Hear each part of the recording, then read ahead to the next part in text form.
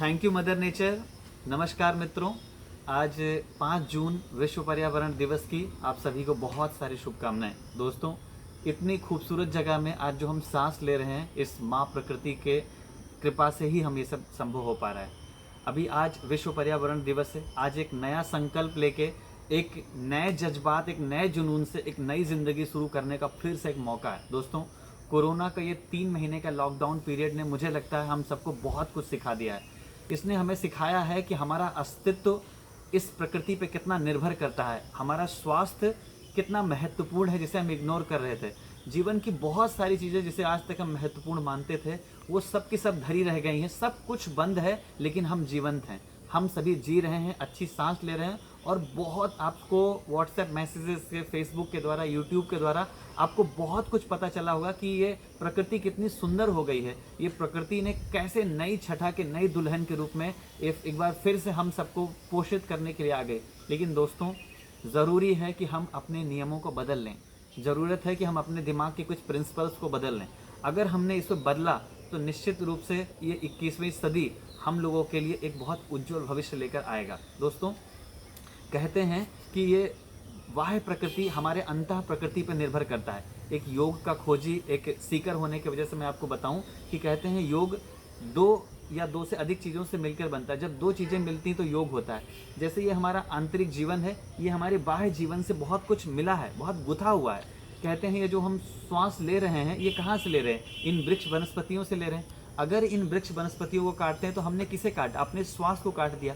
और हमारा श्वास ही तो हमारा जीवन है।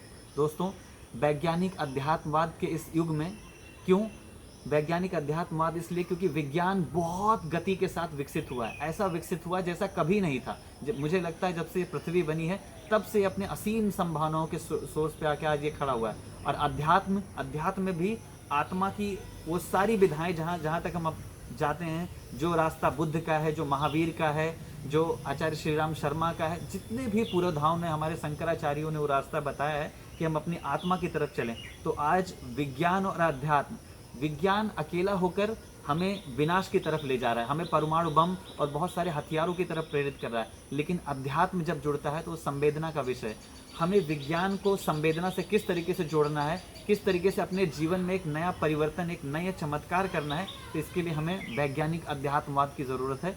वैज्ञानिक अध्यात्मवाद के इन टूल्स के थ्रू, इन विशेष उपकरणों के थ्रू नए जीवन की संरचना करने की आवश्यकता है। दोस्तों, मैं यही चाहता हूं कि अपने अंतः जीवन में परिवर्तन लाइए, और उसका एक छोटा सा मंत्र लीजिए कि हमें अपनी दिनचर्या, हमें अपने योग का क्रम, हमें अपने विश्राम का क्रम, और हमें अपने परिवार, जिस एक मान लीजिए सोशल एनिमल जिसके बीच में हम रहते हैं, अपने लोगों के, अपने समाज के दुख दर्द और उनकी संवेदना से कनेक्ट होने का समय है। अगर हम संवेदना से एक बार जुड़ गए तो हम इस प्रकृति से भी जुड़ेंगे, इस मदर नेचर से भी जुड़ेंगे, इस ब्रह्मांड से जुड़ेंगे। और हम लोग तो वो लोग हैं कि पूरे विश्व को अपना परिवार मानते थे। लेकिन अभी कुछ ऐसी घटनाएं देख के ऐसा लगता है कि मनुष्य को भाजन करने के लिए बन गया है। क्यों? क्योंकि उसने अपनी अस्मिता को इतना छोटा कर लिया है, अपने अस्तित्व को इतना संकुचित कर लिया है। उसको थोड़ा विराट करने की ज़रूरत है।